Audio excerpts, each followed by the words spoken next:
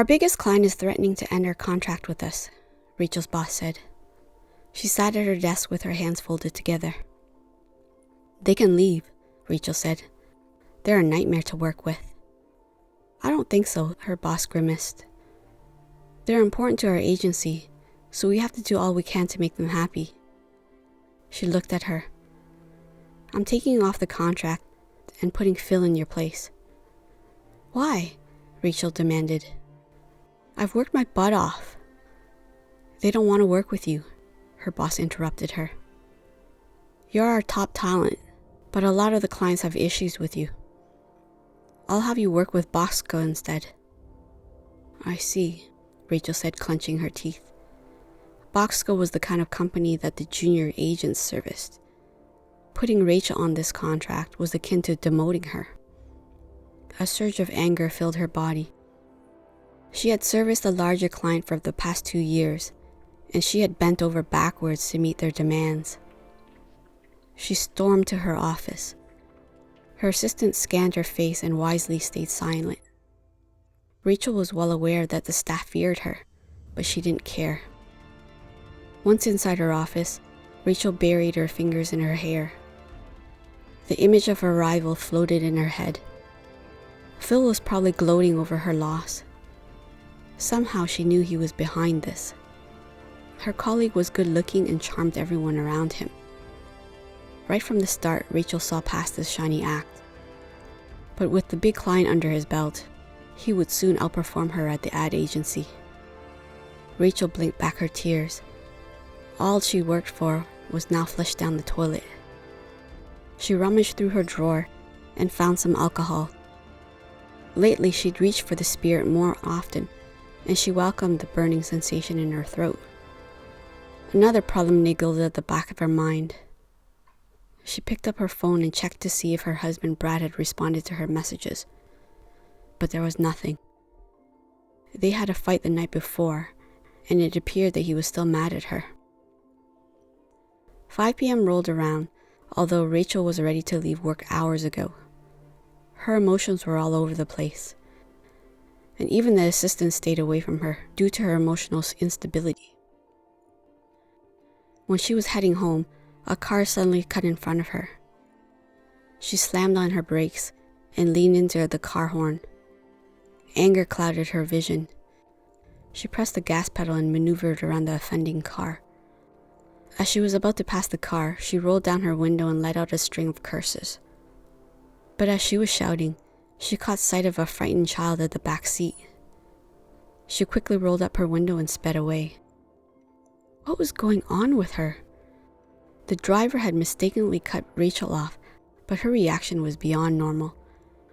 She couldn't get the child's expression out of her mind. It seemed almost as if the young boy saw a monster. And perhaps he did see a monster. When she turned into her driveway 30 minutes later, she sat in her car and broke down. There was something wrong with her, and she needed help. The next morning, she made arrangements to see her doctor. What can I do for you? The doctor asked in the examining room. Rachel told her about her marriage troubles and the difficulties she experienced at work. I think I'm having a breakdown, she said. The doctor nodded as she looked over Rachel's records. She then checked her vitals and recorded the information on a sheet of paper. When she was finished, she wrote something on her prescription pad and handed it to her. I want you to spend at least 2 hours in nature every day, she said. Before you leave, see my secretary and she'll give you a special pass for the national park. That's it? Rachel asked incredulously. You're not prescribing me any drugs? Your blood pressure is a bit elevated, but it doesn't call for medication. The doctor then explained the various studies done on the benefits of forest bathing. Try it for a month. If you still feel stressed out, then we could look into other options, she continued. Rachel pressed her lips together. She wanted an instant fix for her problems, but the doctor appeared to be finished with her. Then as Rachel walked out to her car, she decided that maybe this was what she needed. After all, she didn't have anything to lose if she followed the doctor's advice. She searched quickly on her phone and found a cabin in the woods that was 4 hours from her home. And before she lost her courage, she booked 3 weeks at the place. She later told Brad about her plan, but he raised no objections, and neither did her boss. In her first night of the retreat, she was struck by how quiet it was. The familiar sounds of the city, the police sirens, and the rushing cars were gone. She was just alone with her thoughts, although the silence was almost too much to bear, and her dark thoughts scared her. Rachel was ready to pack her bags and return home, but something stopped her, and she remembered the doctor's advice. She needed to give nature a chance, she told herself. The next morning, she wandered outside. She spread a blanket on the ground and sat in the middle of the forest. She closed her eyes and felt the sun on her head.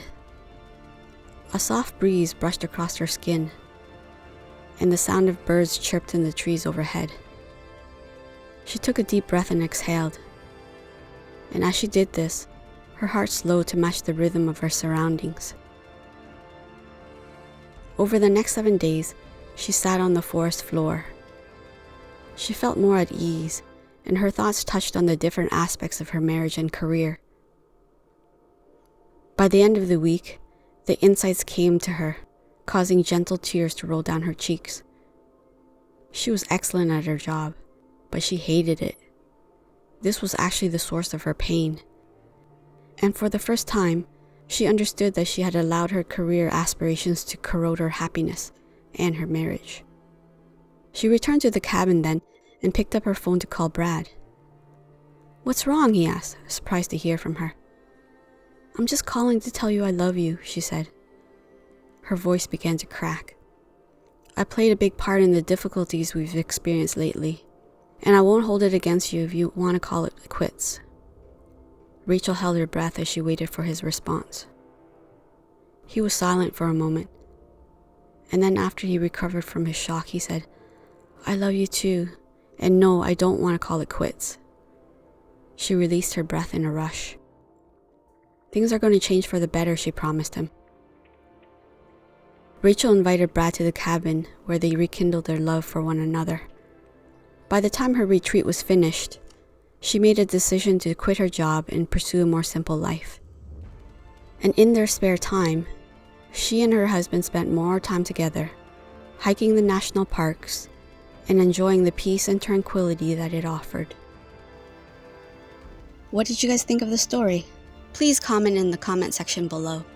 I can't wait to read your answers and discussions. Thanks for watching, and don't forget to like and subscribe to get the latest stories to warm your heart. Until next time, bye!